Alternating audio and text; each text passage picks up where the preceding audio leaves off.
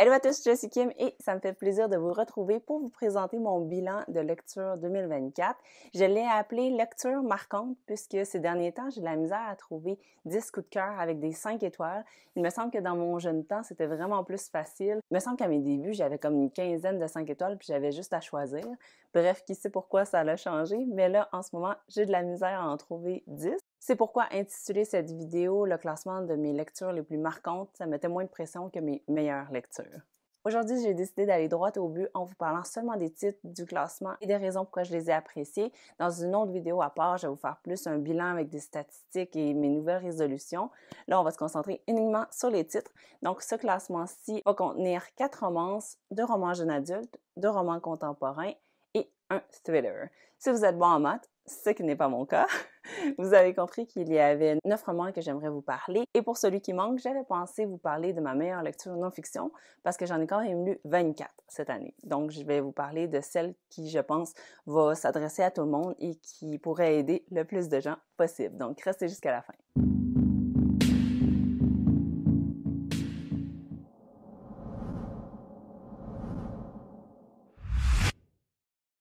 En 9e position, pour la partie fiction, j'avais un thriller que j'ai très récemment découvert. Je l'ai lu il y a 2 jours seulement. Et c'est Never Lie. C'est le 2e livre de Freida McFadden que je lis. Je suis en train de préparer une vidéo dans laquelle je lis 4 ou 5 de ces livres parce qu'ils sont tellement addictifs. Je pense que je vais en ajouter un 5e. Ça parle du couple de Ethan et de Trisha qui sont récemment mariés et qui vont aller visiter une maison dans le but de l'acheter. Cette maison appartenait à une psychologue très réputée qui s'appelle Dr. Adrienne Hell, qui a été portée disparue il y a environ 3 ans. Et la visite va se passer alors qu'il annonce une grosse tempête de neige, ce qui va faire en sorte qu'ils vont être coincés là-bas, ils ne pourront plus sortir, donc ils vont explorer la demeure, ce qui va mener Trisha à tomber sur des enregistrements cassettes du Dr. Hill dans ses sessions avec ses patients. Et au fur et à mesure qu'elle va les écouter, parce qu'elle a du temps à tuer, elle va en savoir un petit peu plus sur la disparition mystérieuse du Dr. Adrian. J'ai lu ce livre en moins de 8 heures. Son premier, The Boyfriend, je l'avais lu en moins de 24 heures. Ça se lit très bien, c'est très facile, c'est une plume accessible. J'ai beaucoup apprécié ça.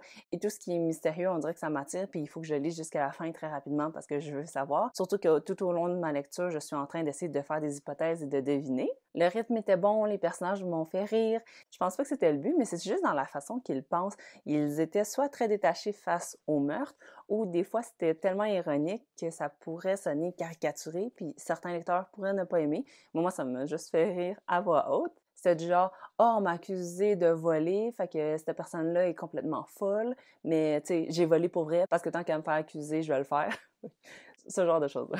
Bref, des 2 livres que j'ai lus de cette autrice-là, ce serait celui-là que je relirais, surtout en sachant la révélation. La twist m'a fait gasp à voix haute. Je ne m'y attendais pas et la fin, je suis restée surprise. Alors, si vous aussi, vous voulez une lecture qui va se lire vite et que vous voulez découvrir tout au long de l'histoire qu'est-ce qui s'est passé au Dr. Hill, je vous le recommande.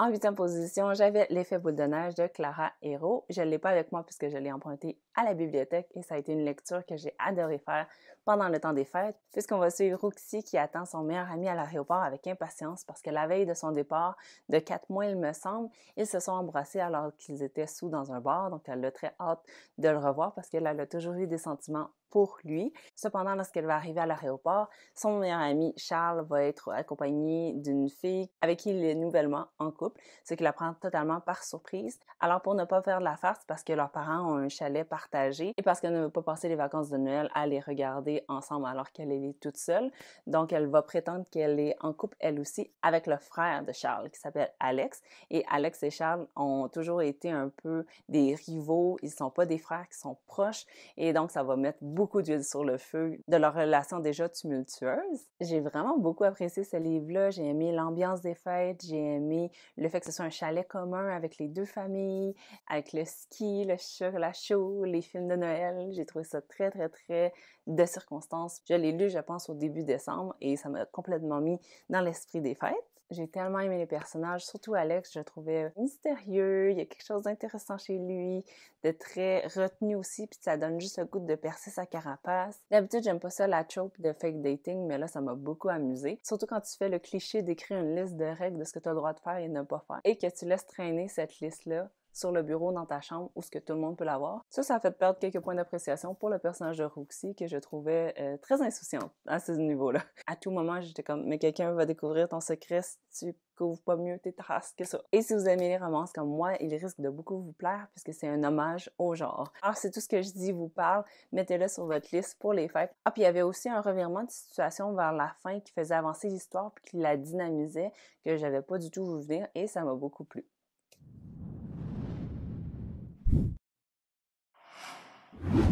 C'est très, très rare que je lis le livre après avoir vu le film, mais dans ce cas-ci, dès que j'ai vu la bande-annonce, j'étais immédiatement intriguée et je ne savais pas que c'était basé sur un livre. Juste en passant, Amazon Studios ou peu importe c'est qui s'occupe de ces films-là fait vraiment un bon travail au niveau de la musique parce que l'année passée, j'avais écouté Daisy Jones and the Six, puis il y a encore des chansons que j'écoute à ce jour. Et dans ce cas-ci, il y a un groupe fictif qui s'appelle August Moon. Ils ont vraiment créé un album de plusieurs chansons. Et il y en a 3-4 que j'écoute de façon régulière.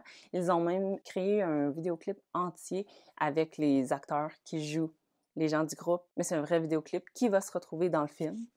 Bref, c'est ma parenthèse si jamais vous étiez curieux. Dans The Idea of You, on assiste à la rencontre de Solène Marchand, qui est une propriétaire de galerie d'art de 39 ans.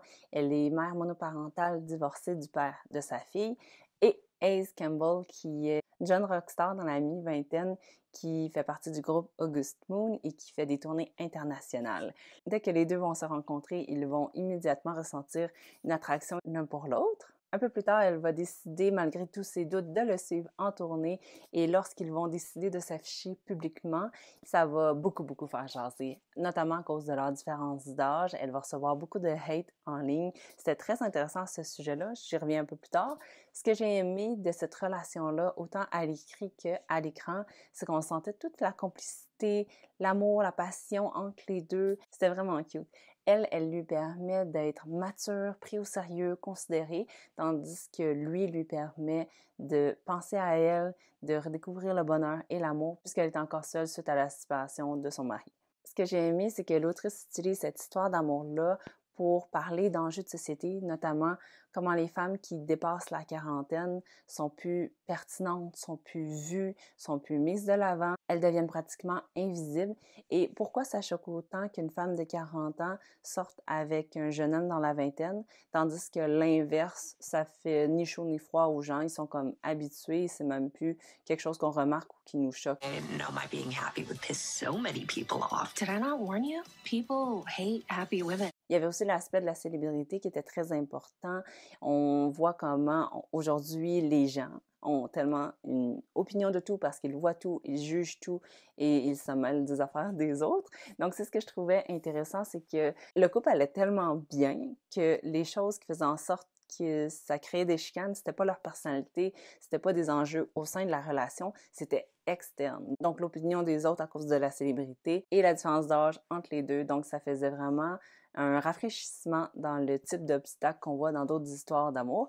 Et les fins ne sont pas pareilles dans le livre et dans le film.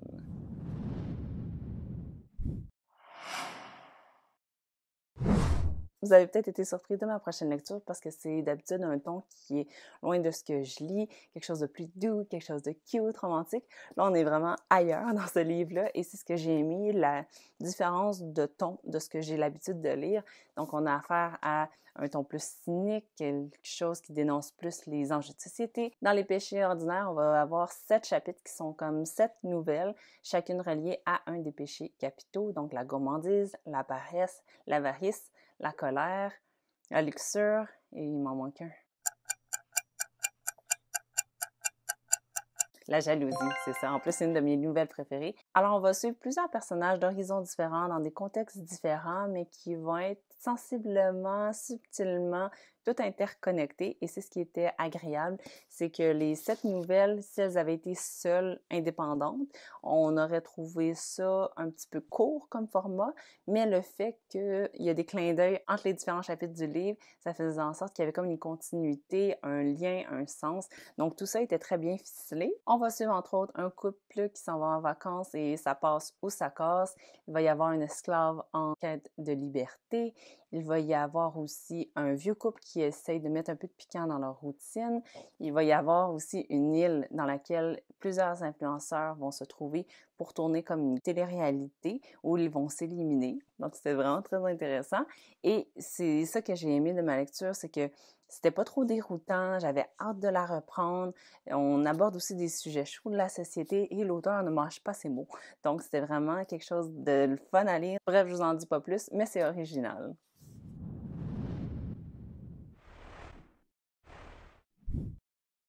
Dans ce livre d'Abby Jiménez, il va être question de musique et de deuil.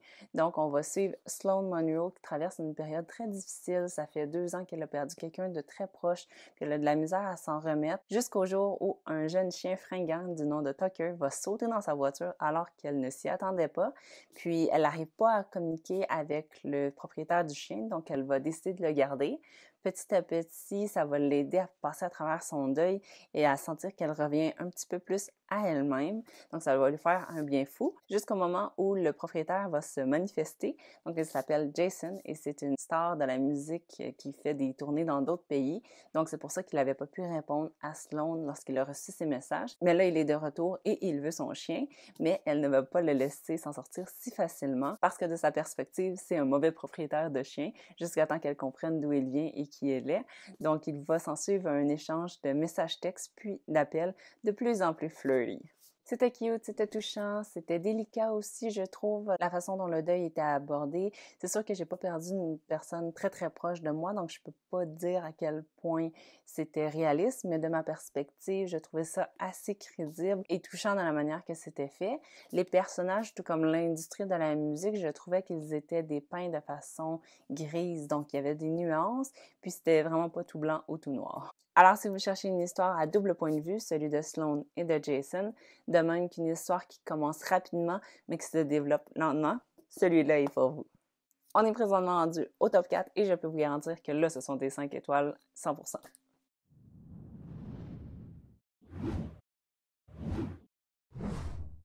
Parfois, les plantes meurent par Gabrielle Moret. J'ai beaucoup aimé ce roman jeune adulte.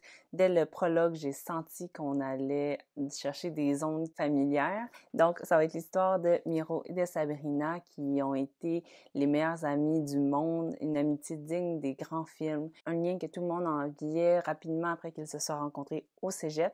Mais 4 ans plus tard, ils ne se parlent plus et on le sait dès le début. Et tout au long de l'histoire, on essaye de comprendre pourquoi. Je me suis tellement identifiée aux personnages que j'ai adoré, j'ai aimé suivre leur évolution aussi à travers les 4 années qu'ils sont ensemble. J'ai aimé leur lien qui était beau, qui était fort, qui était crédible. Ça nous arrache le cœur de savoir que leurs chemins vont finir par se séparer et tout le long on essaye de deviner pourquoi. Et la fin m'a vraiment surprise parce que je ne m'attendais pas à ce qu'on aille dans cette direction-là, mais j'ai aimé l'intention de l'autrice derrière ce qu'elle avait à dire. Ah, c'est ça, j'ai aimé le ton, j'ai aimé les dialogues qui étaient très naturels, j'ai aimé l'ambiance de cégep. Si vous cherchez une histoire qui parle de rupture amicale, un sujet qu'on entend plus rarement qu'une rupture amoureuse, qui pourtant fait autant mal, je vous recommande celui-ci.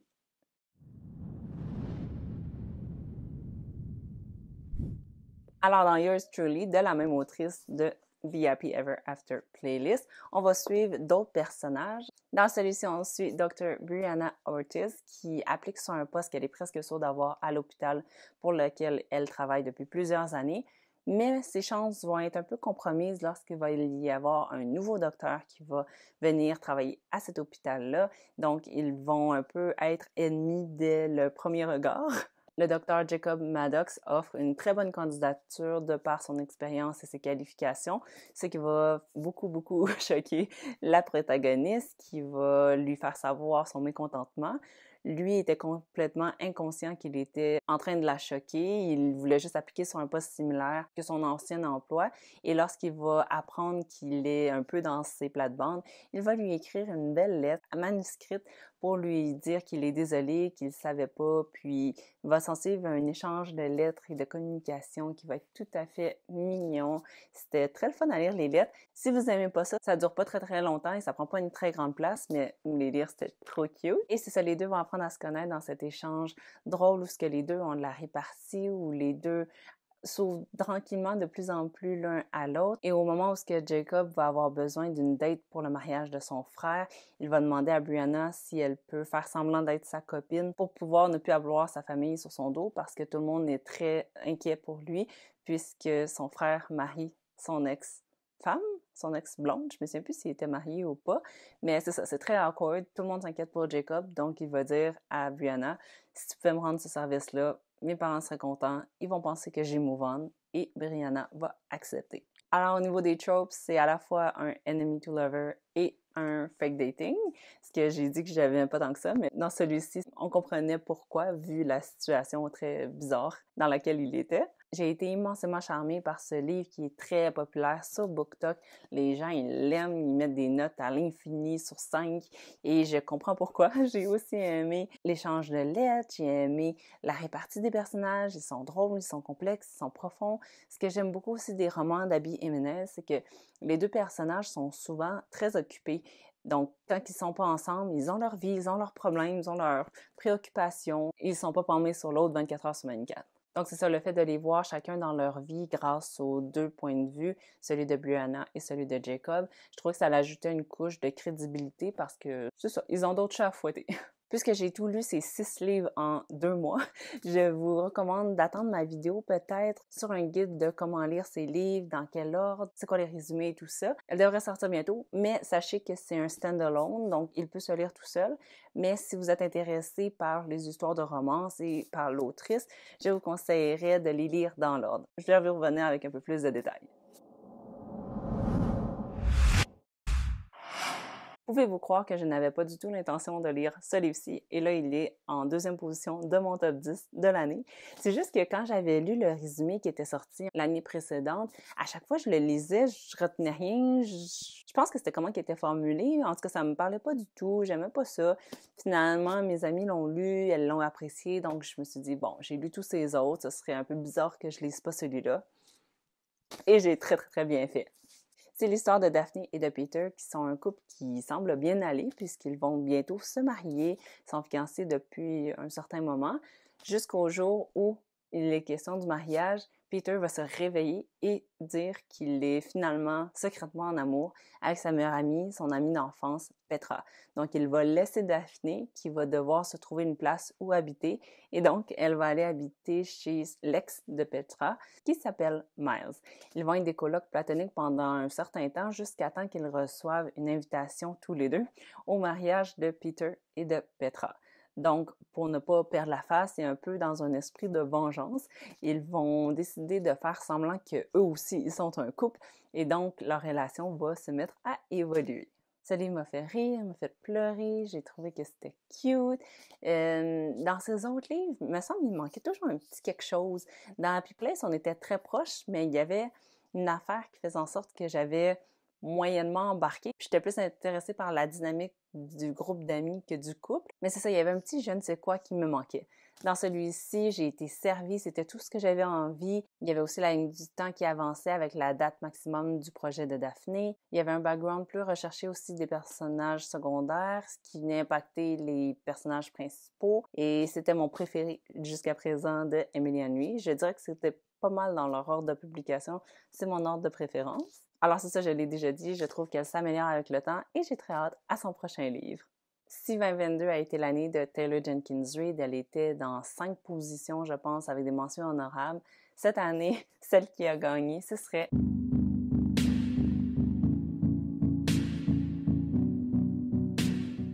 Abby Jiménez.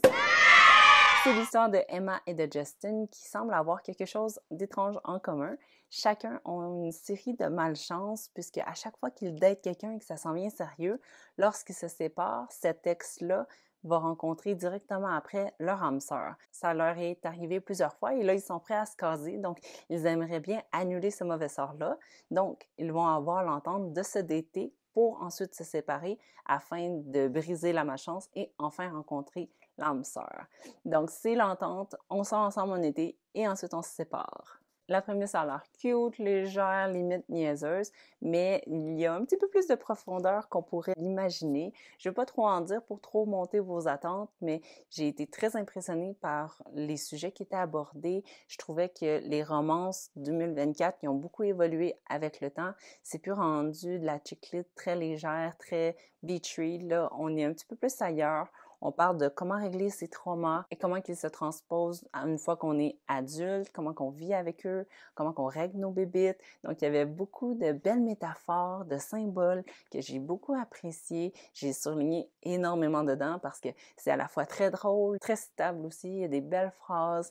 Il y a beaucoup de moments tristes aussi où ce qu'on... C'est ça, je ne dirais pas plus. Et si vous avez lu les autres livres de l'autrice dans l'ordre, il y a même des Easter eggs. La première fois que je l'ai lu, c'était le 6e, donc je n'avais pas lu ces autres livres et ça n'a pas été super grave parce que j'ai beaucoup aimé ce livre-là.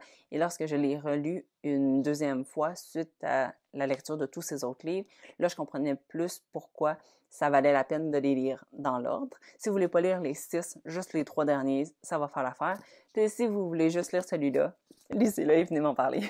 Et comme tous les autres romans d'Abby, il y a 2 points de vue, donc celui d'Emma et celui de Justin, et on les voit avancer dans leur vie. Puis c'est ça, je trouvais que l'action ne se donnait pas facile aux personnages. Je trouvais qu'il y avait beaucoup d'événements extérieurs qui faisaient partie de la vie, qui peuvent arriver, que c'est pas le bon moment. Puis il y a quand même beaucoup d'obstacles qui se mettaient en travers leur chemin, mais sans que ce soit toujours de eux. Je vais en rester là, mais lisez-le s'il vous plaît. Alors voilà, c'était tout pour mon top 9 des meilleurs romans. Pour ce qui est de mon non-fiction que j'aimerais beaucoup vous parler, j'ai lu plusieurs sujets. Ça allait dans tous les sens, donc autant les cosmétiques que les produits ménagers faits maison. Mon top 3, je dirais que c'est Black Mirror and Philosophy. En numéro 2, Pourquoi nous dormons. Et finalement, en top 1, Atomic Habits par James Clear. J'ai aimé que ça parle de comment qu'on peut créer de nouvelles habitudes qui sont bonnes pour nous et comment déconstruire surtout des mauvaises habitudes qui ne nous servent plus. Je trouvais que sa plume était très accessible, on comprenait, tous les exemples qu'il disait étaient concrets, pertinents. J'ai aimé qu'on ne s'étende pas pour faire plus de pages sur un certain sujet qui était inutile, qu'on avait déjà compris. Non, tout était très bien pensé, puis j'ai bien apprécié. Je me suis rendu compte aussi que je faisais déjà instinctivement 2-3 techniques. Non, ça parle vraiment en détail de comment qu'on peut faire pour implanter des bonnes habitudes. Parce que j'ai déjà lu des livres non-fiction que c'est comme, t'as pas vraiment de recettes, puis c'est plus vague ou plus des idées, des concepts, mais une fois qu'on veut les appliquer, c'est comme, prends-moi par la main, dis-moi-le. Là, c'est vraiment ça, c'est OK, améliore ton environnement, mets-toi une alarme. Le fameux 21 jours que ça prend pour se créer une habitude, c'est pas un mythe, mais si tu arrêtes après 21 jours, on s'en fout que tu aies fait 21 jours, ça restera pas. Donc, ça parlait beaucoup plus profondément aussi de l'identité. Ça, c'est un chapitre qui m'a marqué. J'aimerais beaucoup le relire d'ailleurs. Par exemple, il disait pour les fumeurs, il y avait beaucoup d'exemples aussi sur les fumeurs, mais ça peut se transposer aussi sur d'autres manies qu'on peut avoir. Il disait par exemple qu'au lieu de dire « Ah non, je viendrai pas fumer, j'essaie d'arrêter », il faudrait plutôt dire « Non, je viendrai pas, je ne suis plus un fumeur ». Donc, réaffirmer son identité par les actions. Alors, dire qu'on est non-fumeur, ça vaut rien si tu fumes quand même. Fait que c'est de ne pas fumer qui fait de toi un non-fumeur. Donc, dire « J'essaie d'arrêter », ça veut dire que tu es encore en train de fumer. Versus si tu dis « Je suis un non-fumeur », t'envoies le message que « Invite-moi plus, je fais plus partie de cette gang-là ». C'est transposable aussi de l'autre côté. Donc, prenez quelqu'un qui va au gym. Est-ce que tu es quelqu'un qui va au gym parce que tu y vas 2-3 fois semaine, peu importe, ou tu es quelqu'un qui est en forme? Donc, c'est une mini nuance qui va bien expliquer, mieux que ce que je fais en ce moment, mais qui fait toute la différence. Donc, c'est vraiment un livre que je veux relire. Là, j'ai surligné un peu dedans, mais vu que j'étais à l'audio, j'ai pas tout surligné. Puis c'est ça pourquoi ça s'appelle Atomic Habits, c'est que Atomic, c'est la plus petite expression. Donc, les plus petits changements peuvent tout changer. Alors voilà, c'était mes lectures les plus marquantes de l'année. J'en suis bien fière. J'ai trouvé que c'était une très belle année. Puis j'ai lu 74 livres et ceci est mon top 10. Si vous avez apprécié cette vidéo aussi, laissez-moi un pouce en l'air. Ça fait toujours plaisir et ça m'encourage. Et si je vous ai donné envie de lire une de ces lectures-ci, laissez-moi savoir laquelle ou lesquelles dans les commentaires. Je vous retrouve dans une prochaine vidéo éventuellement. Bye bye!